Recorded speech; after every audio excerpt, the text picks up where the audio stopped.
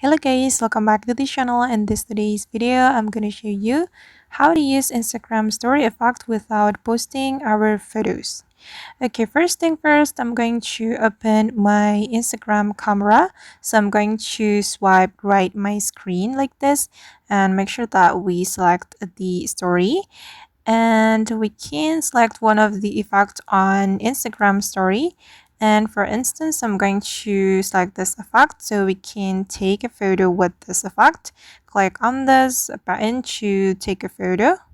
Alright, and if you don't want to post this photo to your Instagram, you can click on this three dots and click on save to save this photo to our gallery.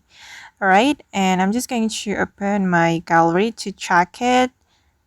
So I'm going to open the Instagram folder. Then this is the photo that we have just captured in our Instagram.